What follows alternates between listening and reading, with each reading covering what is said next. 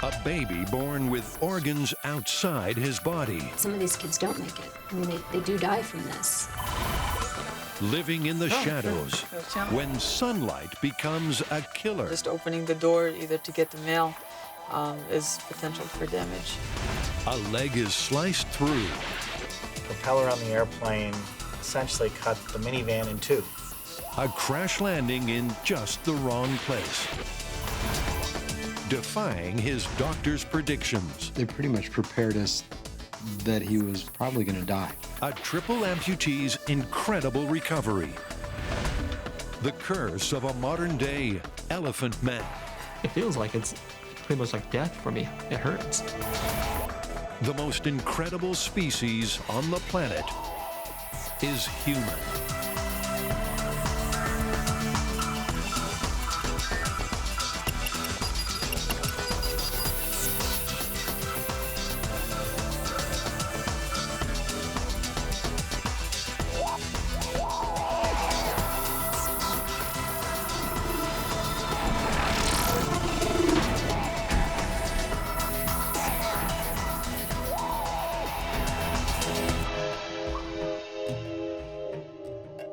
Born with a gaping hole in his tiny abdomen.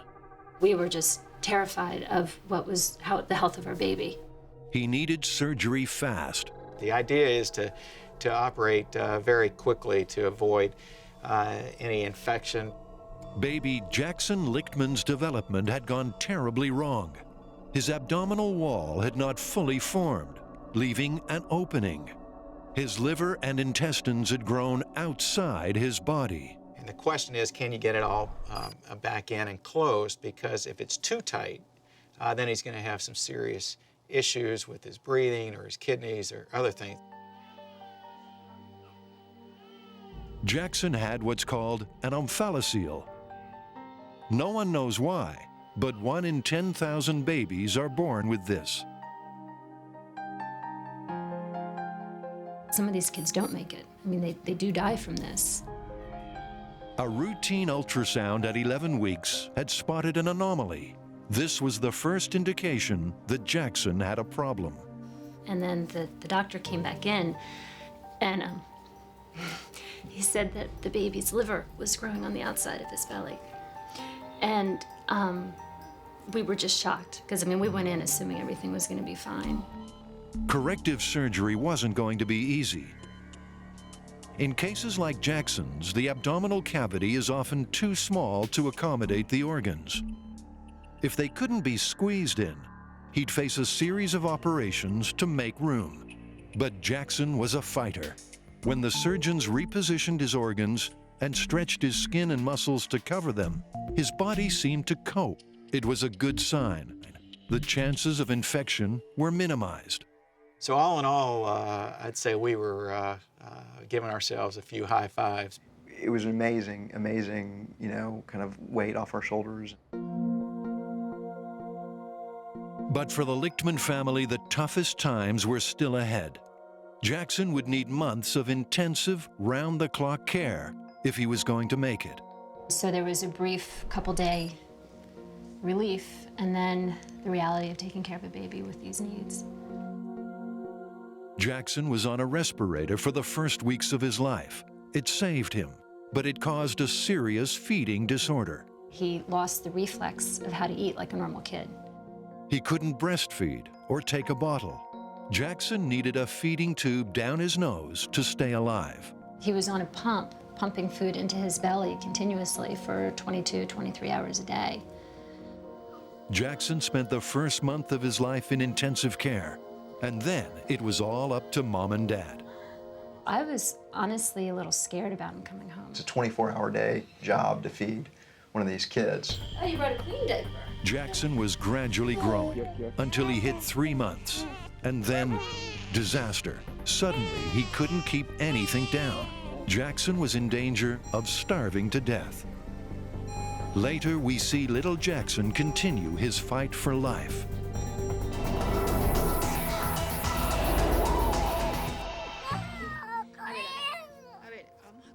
But in Ecuador, another young child faced a similar problem. She was born with her bladder outside her body. A series of operations have left her with terrible scars, and her bladder is still outside her body. Lisbeth is now 3. To the outsider, she looks healthy. But like Jackson, she also has an omphalocele. Like Jackson, her stomach wall didn't form properly. And like Jackson before his operation, she faces life-threatening infection. Mucha paciencia, es una niña muy... In regards to her daily care, the hygiene is very important, so she changes her and cleans that area as much as possible to avoid irritation and infection. In Ecuador, it's hard to find the right surgeon to treat such a difficult condition. Her mom had nearly given up hope that Lisbeth could have a normal life. Yo la conocí en febrero del 2000. Finally, she reached a point where she wanted to give up because she had searched tirelessly for 3 years, going to many sites in Ecuador, following the medical teams to try and get help for her daughter, and she wasn't successful. But out of the blue, her prayers were answered. She was found by a medical team from Healing the Children Foundation. Plan is to have Lisbeth examined and treated by the wonderful folks at Yale New Haven Hospital, who have agreed to treat her pro bono through Healing the Children. That she feels great joy to be here, and that she has a lot of hope for her daughter to get well. Lisbeth is on her way to Connecticut. It might take 12 months, but her problems may well be a thing of the past. Regresar con mi niña a Ecuador.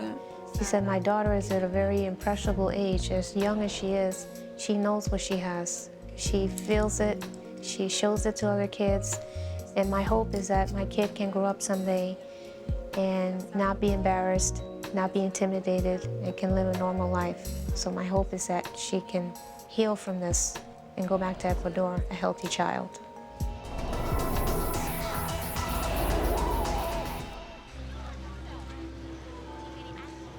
The sun, the source of life on Earth.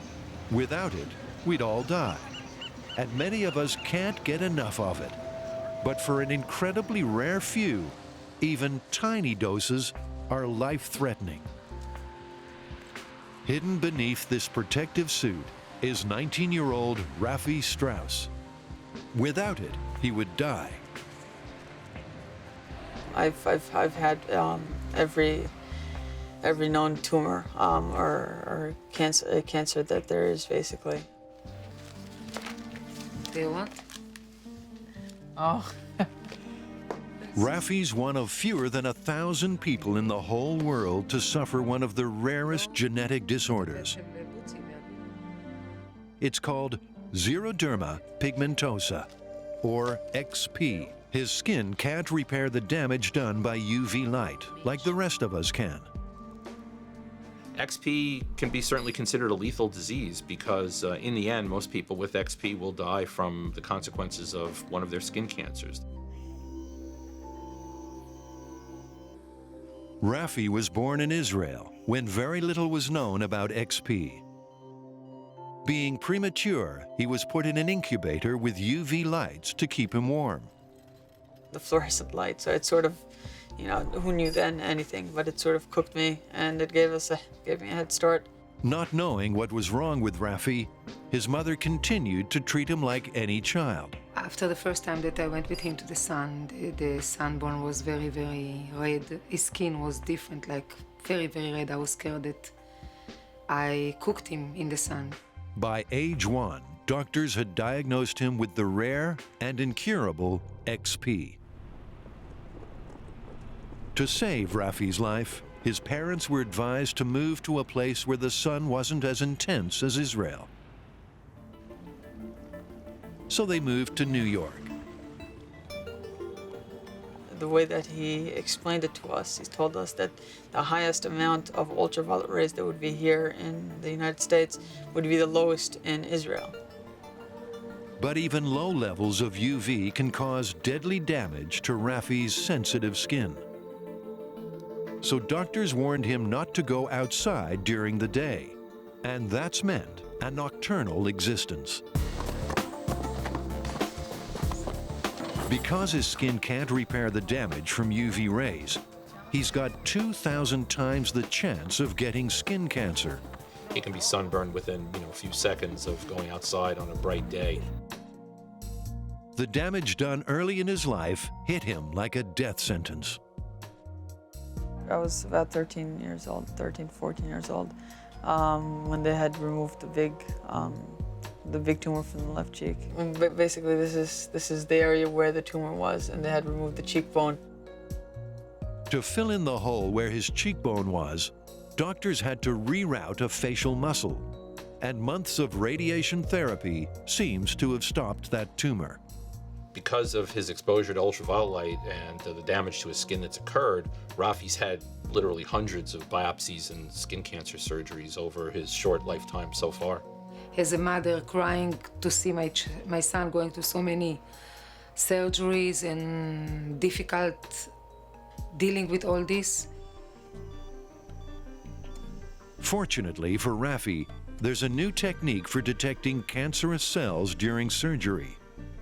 Called Mohs surgery, it allows doctors to find cancerous cells as they go. It means surgeons need now only remove as much skin as absolutely necessary. XP is potentially lethal disease, and obviously if we're not vigilant and we miss a skin cancer and it has the chance to spread, that could surely be lethal.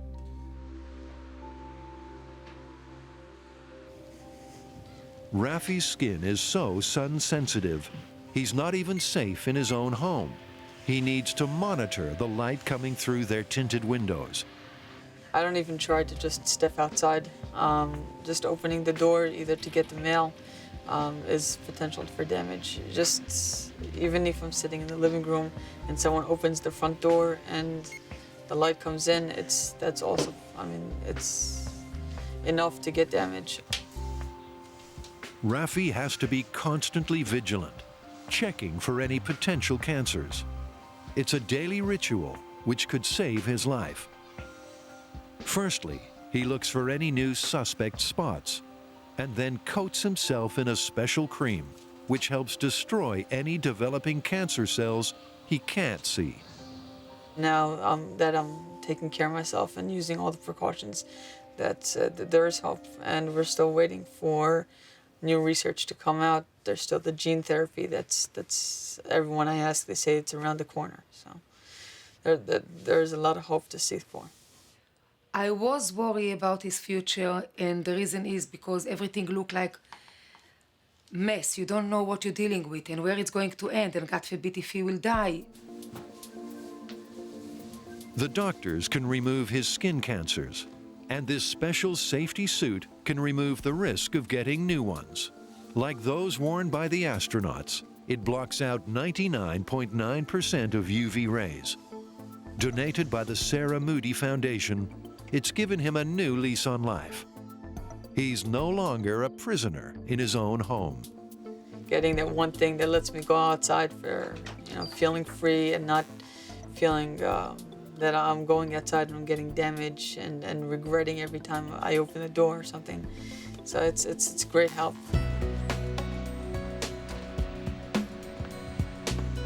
Even with the suit, life is never going to be anything like normal for Rafi.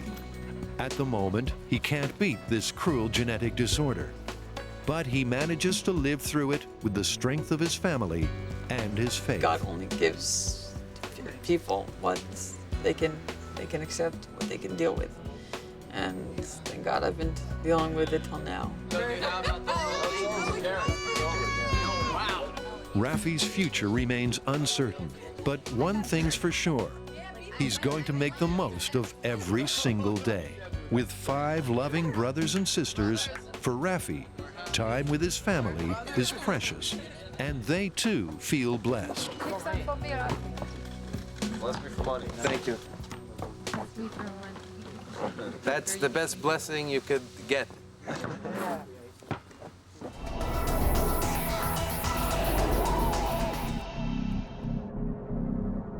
A story so extraordinary, you'd never believe it. The propeller on the airplane essentially cut the minivan in two. A tale of incredible trauma. Yeah, the doctor said, the whole leg has been severed. A young girl suffers freakish injuries. I looked over at Armando and really saw his knees buckle. Everything good back there? Yep. Right. For 11-year-old Ariana Jimenez, the day had started well. Got a call early in the morning and with some dear friends who were visiting from out of state who asked if they could steal my daughter for the day and go off and have a wonderful time at the beach. And of course, she was jumping up and down saying, "Can I go? Can I go?" But this was going to be the trip Ariana wished she'd never taken. They were driving on Interstate 680 just outside San Francisco. Ariana and her girlfriend were in back talking. At nearby Buchanan Field, a single-engine airplane was just taking off. As it climbed, the engine suddenly lost power, plummeting the plane downward at 75 miles per hour. Then, Ariana heard it. I thought it was a motorcycle or just another car.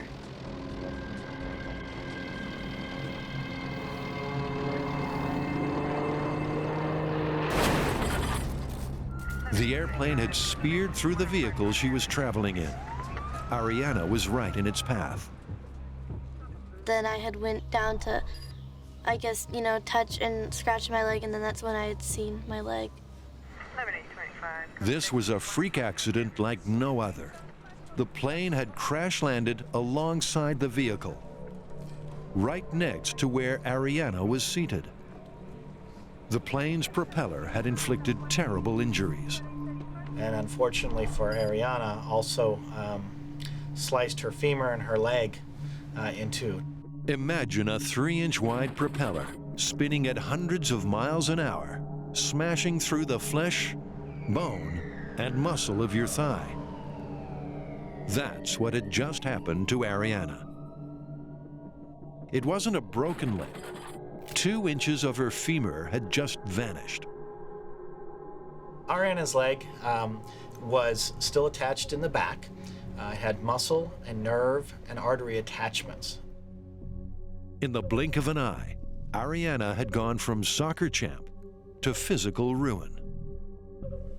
But at least she was still alive. She's very lucky.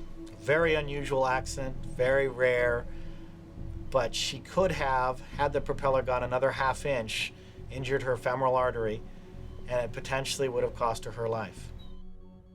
Within hours of the accident, the surgical team set about reattaching her severed leg. Let me show you the x-ray right here. You see that there's an 1.5 inch gap, or there would be if you stretched it out to full length. We've actually compressed the bone down to allow it to heal across. If we stretched it out to its full length, there would be a large gap there. And what you see is the result over here, where you see the bone has healed completely. If we had not shortened the leg, you wouldn't have gotten full healing like you see here. Ariana's leg had knitted, but it was now 2 inches shorter than the other. And because of the shortness, she has a limp. She might have back problems later on, and she doesn't have the same strength in her leg that she might if it was back to normal length. Now the surgeons have to look into the future. Ariana is 13, and they calculate her legs will grow another inch. If they stop the good one growing anymore, that will help narrow the difference between the two. That will entail a small surgery that only takes about 45 minutes, where we destroy, through a very small incision, the growth centers on the opposite side. And they can stretch the bad leg as well. An inch is probably the maximum you'd want to stretch the bone, because beyond that you have difficulty healing the bone. If it all works out, one day her legs will be almost equal in length. Ariana's bounced back. She's not on the soccer field yet, but she's got a few points to prove. And one way or another, she'll be on the winner's podium again. She might not be a professional player, soccer player, as she wish. She might be limited to some of the physical activities that she can do, but I know she'll find something, and she'll get another trophy in something else. score another 19 goals in one season. Let's make it 21. 21? I believe so.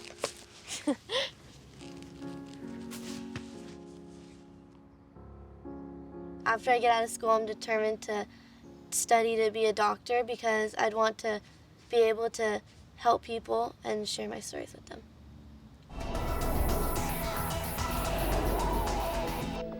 Jackson Lichtman was born with his liver and intestines outside his body. It was a life-threatening problem. We were just terrified of the health of our baby. But Jackson was strong. Surgeons were able to sew the organs back into his tiny abdomen, and Jackson began to thrive. So there was a brief couple-day relief, and then the reality of taking care of a baby with these needs. But at 3 months, his body began to reject all food. Once more, Jackson's young life was slipping away. He didn't process food the same way that a normal child would, and he started vomiting excessively. And for basically, I think it was 3 or 4 months, he gained no weight. Everything that you put in, you know, he's throwing up, and you see him getting skinnier every day. You see his spine, you see his ribs. Their baby was going from bad to worse. Jackson was literally starving in front of their eyes. He was at the point where only more surgery could save him. They would have had to do, you know, other more intensive surgery, and that was a scary part in it too. I mean, it has been the hardest thing I've ever had to deal with in my entire life. Teresa and Howard thought all was lost. But then, amazingly, Jackson's little body began to respond by itself. He slowly started to keep some of his food down. Yay, buddy! Good boy! We were just on top of the world. It was, you know, it was fantastic. Look at you, big guy! Come on, let's see what you waited. Finally, Jackson was growing again. It was slow progress, until finally a huge turning point at age 1. He took his first real mouthful of food. There we go, buddy. He soon had his favorites all worked out. He loves fruit. He'll eat cantaloupe and grapes nonstop. Pizza? Pizza. Yeah, I had that last night. Jackson will still need the feeding tube in his stomach for a while yet. He still can't eat enough to grow normally, but his future is looking pretty good. No, the hope is within a short time he'll be able to take everything by mouth and the tube will come out. He may still have some problems with reflux and some other things, but hopefully he should be able to feed normally.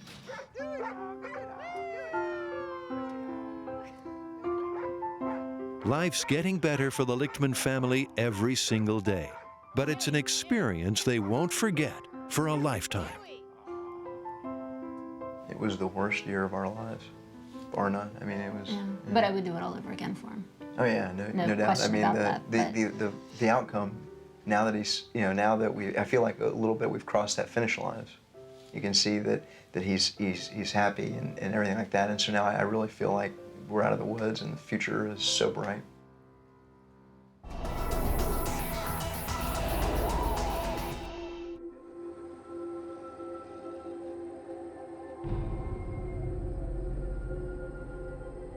Cameron Clapp lived across the railroad tracks in Arroyo Grande in California. He'd lived there all his life. One night, he was crossing the tracks late.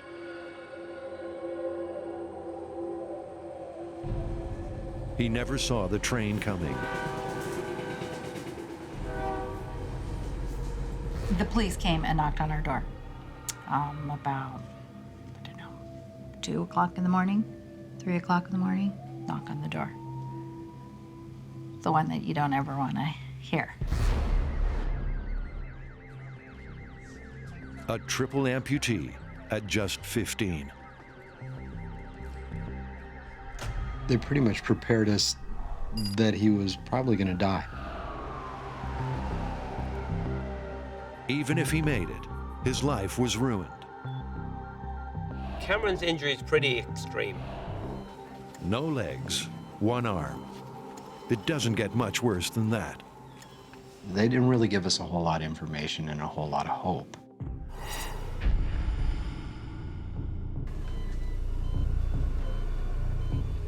The train had completely severed 3 limbs. The terrible injuries would change the course of Cameron's life. The expert told us that he wouldn't walk, that he would spend most of his life in a wheelchair. Cameron remembers coming to in the hospital. I do remember waking up and, you know, just looking down and not seeing my feet there and my arm gone. 3 days before, he'd been a healthy, active California kid. Like most teenagers, he loved sports. He didn't mind taking risks. The freight train that ran him down put an end to all that. He was alive, but at only 15, his life was in tatters, and the doctor offered him little hope. He didn't tell me to my face, but he did tell my parents that I probably wouldn't be walking, you know. But he didn't know Cameron or his family. You know, as far as they were concerned, you know, their son is going to walk again, but everybody was telling them, you know, it's just not going to happen. And the chances weren't great. His 2 legs had been amputated above the knee. His right arm was off at the shoulder. Life in a wheelchair was almost certain. But the family wouldn't give up. They searched everywhere. In Oklahoma City, they found a man with over 20 years' experience in prosthetics. They'd found Kevin Carroll. Kevin Carroll is just a ball of fire. He just sees the possibility in all people. That encounter was about to change Cameron's life. Cameron, you know, not only did he not only want to walk, he wanted to run, he wanted to jump, he wanted to swim, he wanted to take golf, he wanted to do everything that he did before he lost his legs. Words were easy. The reality was different. We had to come up with a socket that would allow him to get up and move, because the longer he's down, the less likelihood is that he's going to get up again. So what was going to be a long process began. How to get Cameron back on his feet again. We quickly said, you know, it's sort of like the little baby. You know, the little baby doesn't stand up and walk one day. We have to creep before we can walk. Imagine having to learn to walk all over again. That's what Cameron faced. I had to rebuild these muscles to become adequate for this new form of walking. Kevin had come up with a prosthetic leg design to suit Cameron's terrible injuries. So what we have done, we've come up with this ComfortFlex technology that allows the muscles, like this socket system right here, that allows the muscles to fire. So when the person fires up their muscle, the socket will expand with them. And that's an amazing breakthrough. Inch by inch, month by month, Cameron learned to walk. To watch Cameron take his first steps without any help was just amazing. But just walking again would have been enough for most people. Cameron wasn't like most people. Cameron continually puts challenges in front of me, like on the screen, you know. This time he wanted to learn to walk downstairs without holding on. I scratched my head and said, you know, golly, this hasn't been done before, but I'm thinking to myself, this is Cameron. If you take a few steps. It was something that no one had ever done before with prosthetic legs. The solution was to get Cameron to use a computerized knee. The microprocessors make the tiny adjustments that a human knee normally does. They gave Cameron the balance he needed to conquer the stairs. We're like, well, nobody has ever done that before. And here's Cameron today. He can walk down step over step without holding on to anything. Just amazing to see what he can do. He's determined to just try just about everything.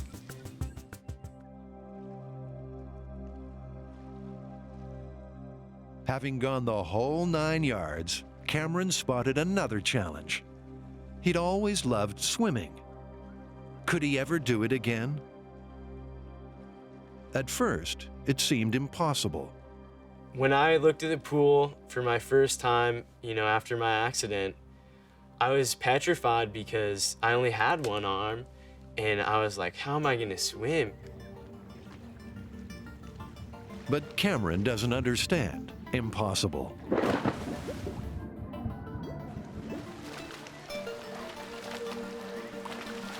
They gave me the conditioning to let my body be prepared for prosthesis. So the swimming was a very vital thing for my rehabilitation. Now, how about swimming legs? Could someone build those for him? An ingenious design replaced the computerized knees with an ankle joint to keep the prosthetic feet pointed forward. These are connected directly to the upper leg sockets to reduce drag. Cameron took to these stubby swimming legs like a duck to water.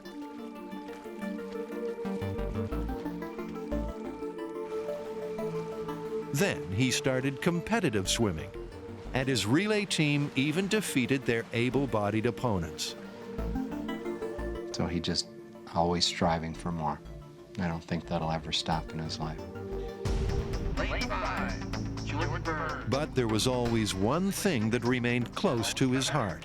He wanted to run again. He'd need new legs, and he had the right man for the job. His running legs have ultra-lightweight hydraulic knees and carbon fiber feet, but they don't have a heel, which is great for running, but not so good for walking. And 2 months later, he was living his dream. On your marks, set. The attachments for the running legs were just such a great gift because I just find so much joy in it, and I'm still improving with my running. We're seeing something that nobody else is doing.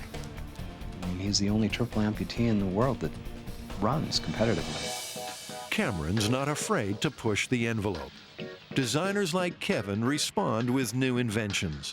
The result is that other people with missing limbs will certainly benefit. Just this past week, a young man arrived into our clinic who had lost both of his legs above the knee. He had given up all hope.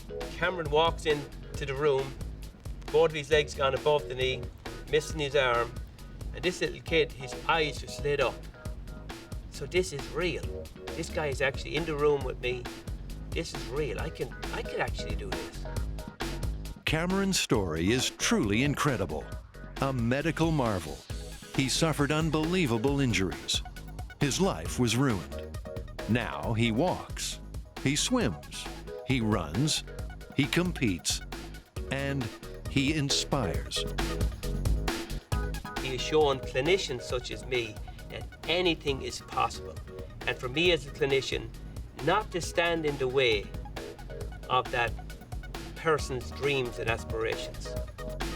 And incredibly, he's never looked back. Even though it was something that was bad that happened, I've made a lot of good things out of it, and I continue to open the boundaries, even more. And I don't know what's gonna happen, but I know that there's gonna be a good future ahead of me.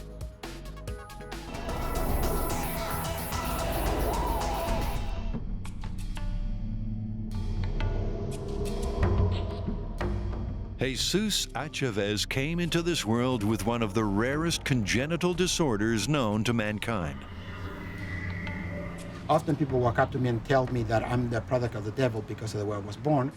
He has a form of hypertrichosis, commonly known as werewolf or Wolfman Syndrome. This is an extremely rare condition as we know it.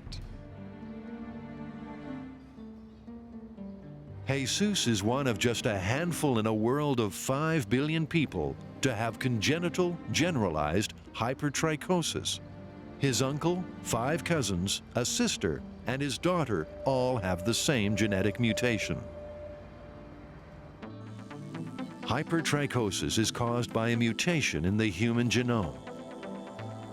But there is hope for Jesús and his family. I hope that in the next, within the next 5 years or less, that we're able to actually find the actual mutation. But Jesús wasn't going to let his hair get him down.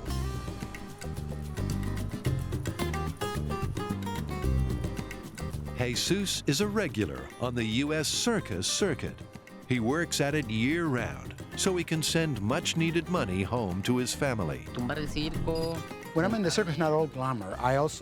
When I'm in the circus, I work, I bring down the tent, I put up the tent, and then when I perform, mostly it's coming out in front of an audience, letting people see me talk about my condition and answer some of the questions of the audience.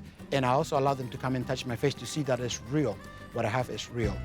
Next time you're having a bad hair day, spare a thought for Jesús. There's no way to get rid of his successfully with shaving or waxing. My hair grows very long, especially my head hair, of course, grows like everybody else's. My facial hair grows longer, and it continually grows. But the problem that I have is the one that grows around my nose and around my eyes, because it continually grows and covers my eyes, my nose, to the point that you can actually not see my face. But Jesús refuses to hide himself from the world. He just accepts that this is who he is. And he laps up the right kind of attention.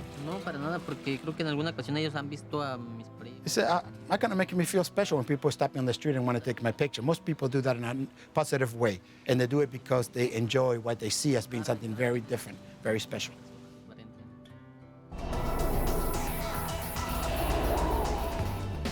Every year, around 2,000 Americans receive heart transplants. And at any time, there are another 3,000 on the waiting list. It's a modern medical miracle. The patient's failing heart is replaced by a healthy donor heart, but not always. Castelio Campos was on the heart waiting list for over a year. He suffered from congestive heart failure. I estimate with this condition he will not survive more than 3 months. Now, only a heart transplant could save him. But for Castelio, a new heart would not be enough. A regular heart transplant will not work.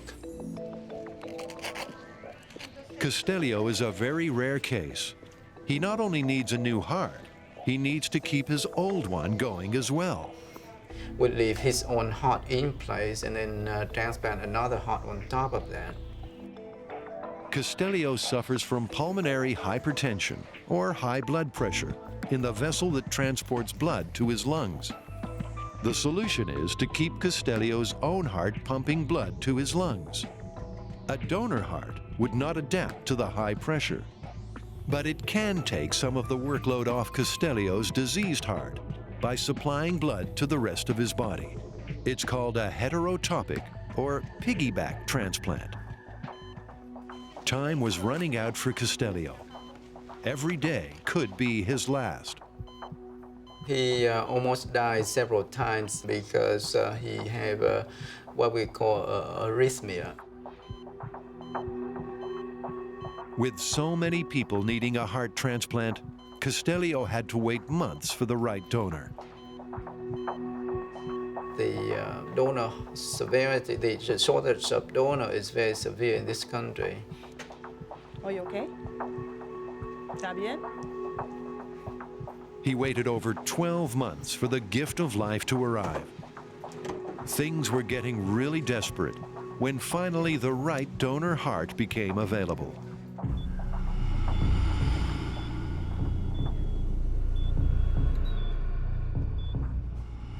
Attaching a new heart to Castelio's was never going to be easy.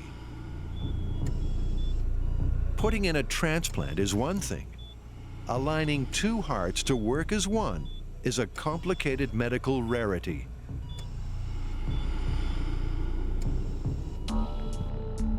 The upper left chambers of the 2 hearts need to be merged.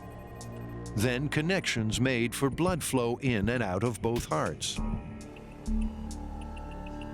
The hours passed, and when Castillo finally awoke, it was to a new life. Hi, Castello. He's thanking you. He's thanking you. He's very grateful for saving his life. God bless you. Everything went very well. You should be able to get out of bed in no time. La operación salió todo muy bien. Yo creo que vas a salir de esta cama muy pronto. Beating side by side, for Castillo, two hearts are definitely better than one. Here is where you had this donde tienes el corazón antiguo. This is your old heart, which is still there. It's still beating a little bit, but as you can see, it's very weak. And right next to it, al otro lado, tienes tu corazón. This is your new heart. Le doy gracias a Dios y al médico. I thank God and thank the doctor for giving me these two hearts. Incredibly, just 3 months after this major operation, Castillo competed in a challenging 3-mile walk. He was determined to prove he could do it. Soñaba. When I was sick, I was dreaming about walking a lot. So when they told me about the walk, the heart walk, the doctor didn't want me to do it, but I said, I'm gonna walk no matter what. And he walked.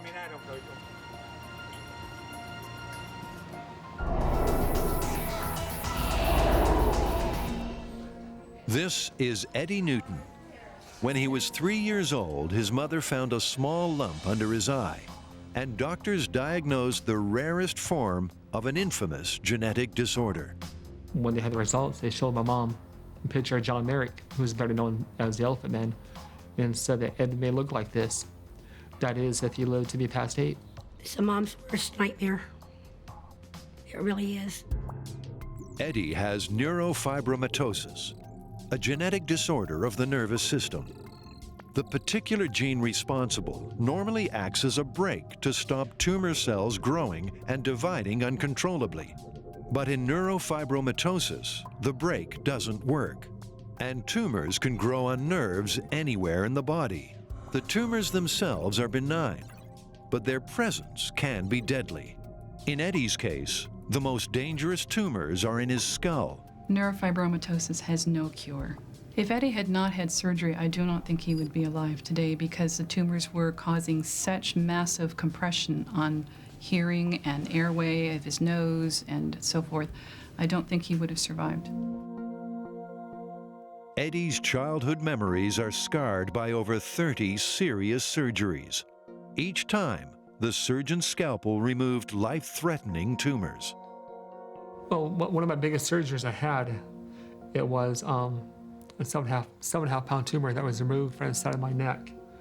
And it was quite hard for me. I just can't imagine something like that growing.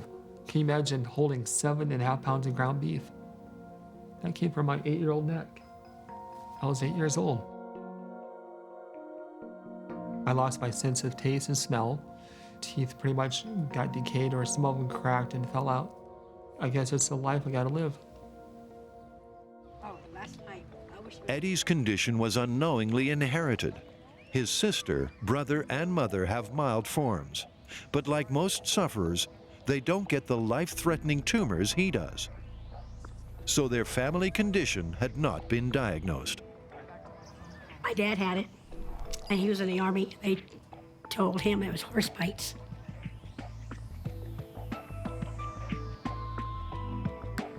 Now, at 36, his tumors have grown past the point where they can be removed. He's had recurrence over and over of the tumors. He's had multiple surgeries to reduce the size and the number of the neurofibromas, and they just regrow.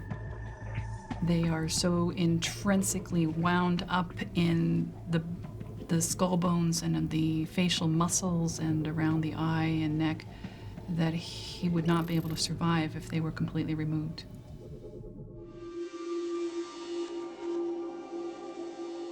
With tumors growing in his skull, putting pressure on his brain, Eddie endures agonizing pain. The condition physically affects me. I get severe migraine headaches that can last anywhere from 8 or 6 to 8 weeks at a time. It feels like it's pretty much like death for me. It hurts. A lot of times, I'll just like lay in bed, curled up in a ball. Sometimes I'll cry because the pain's so great. The only thing worse than the sickening pain of the migraines is the thought that the next one could be his last. You know, and you hear stories of people with aneurysms. They'll have a migraine and they'll just lay down, go to sleep, not wake up. That's something I quite think about almost all the time. You know, is this an aneurysm coming on? What is it? Defying medical predictions, Eddie made it to his 20s. But then his life fell apart. Dumped by his girlfriend, he joined a circus. There, folks paid big bucks to peer at Eddie, the man with two faces. But he wasn't happy. It really hurt me. I just didn't feel nothing. I was emotionally dead. Eddie realized then that there was more to him than his different face. That was a turning point in Eddie's life. Accepting his body, he left the circus with a new purpose and attitude. I don't regret it at all. I'll chalk it up as a learning experience. I really enjoyed that time that I had because I found out who I am, made me a better person than I am today. Eddie's own school life was a living hell. Kids loved to tease the deformed boy. But today, Eddie finds comfort in the classroom. Okay, most of you know that we've been talking about having Eddie Newton come in today to guest speak to you. And Eddie has faced a lot of obstacles due to the illness, and he's going to come in and talk to you about some of the obstacles that he's faced. Come on in, Eddie, and we're going to give him a big round of applause.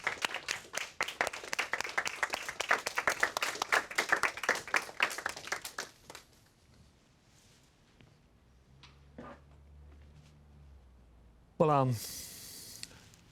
you know, as you can see that my face may shock you guys, but I can assure you that I'm not an accident, that God did create me for a purpose, and my purpose is here to tell you my story. It's all part of his positive approach to a condition he has now learned to deal with.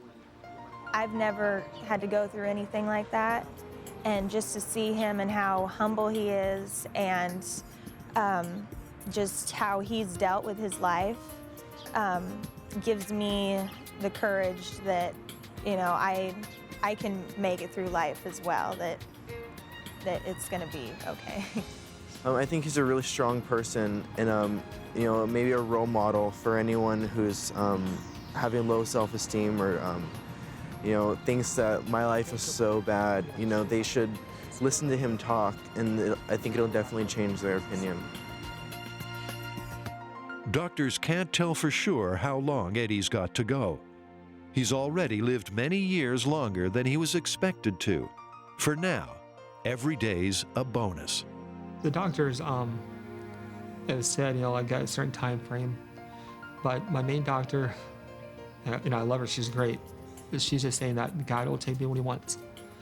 And I agree with her. I'm just going to live, you know, day to day and just enjoy it as I can. I believe that Eddie is a miracle. Eddie's case is a miracle, and primarily because he has been through hellacious surgeries, and he has come out with an attitude that is so giving and blessing, and such a lovely person to know. And his ability to help others understand that it doesn't matter what we look like, it matters who we are and what kind of people we are, is a gift that he has given to the world.